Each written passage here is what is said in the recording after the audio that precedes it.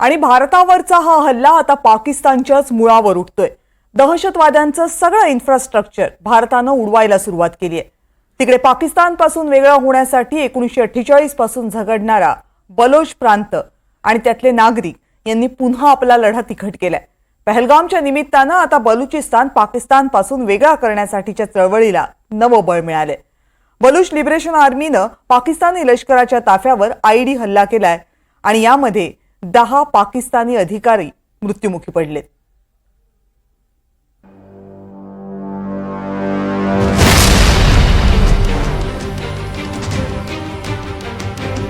अवघ्या काही सेकंदाचा खेळ आणि खेळ खल्लास।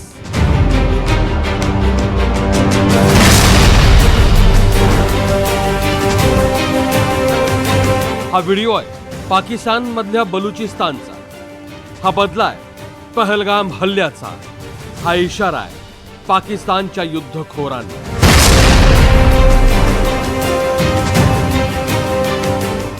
आज जो मुल्क में सियासी इंतशार है वही इंतशार सूबा बलूचिस्तान में भी है, और जब तक हम इस इंतशार को हल नहीं करें आगे नहीं बढ़ सकेंगे। न माशी तौर पर बढ़ सकेंगे, न सियासी तौर पर बढ़ सकेंगे, न एक मुल्क और एक कौम की हैसियत से आगे बढ़ सकेंगे।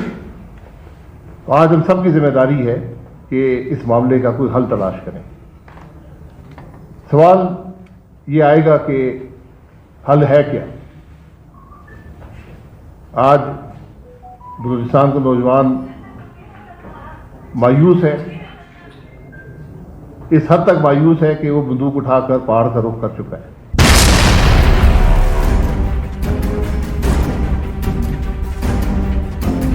कराची ते लाहोर आणि पंजाब ते सिंध भारताच्या ड्रोन स्ट्राईकनं थरकाप उडालेला असताना बलुचिस्तान मधल्या लिबरेशन आर्मीनं पहलगाम हल्ल्याचा बदला घेतलाय।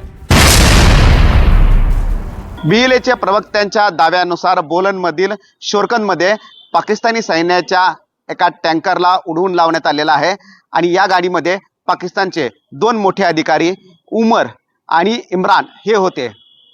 रिमोट कंट्रोल आयडीच्या माध्यमातून हा हल्ला करण्यात आल्याची माहिती मिळालेली आहे आणि त्यामुळे पाकिस्तानला मोठा झटका बसलेला आहे।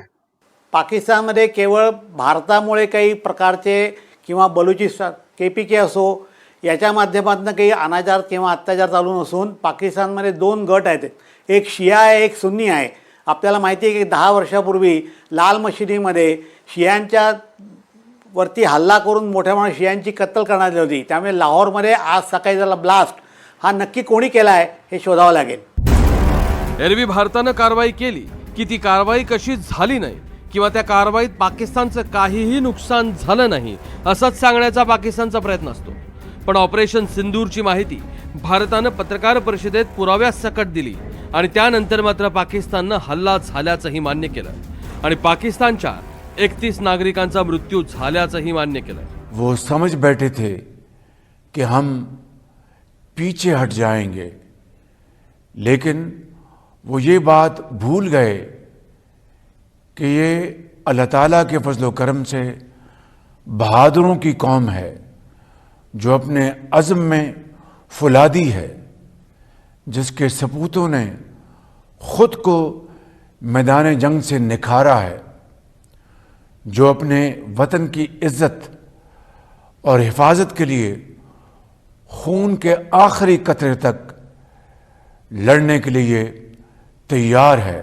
The funerals for the terrorists that were held yesterday, I think a lot of you have seen the reports and the coverage on media.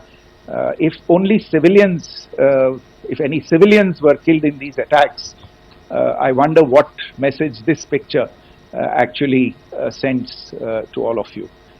This is a question that is worth asking. It's also odd that the funerals of civilians are carried out with the coffins being draped in Pakistani flags and state honors being accorded.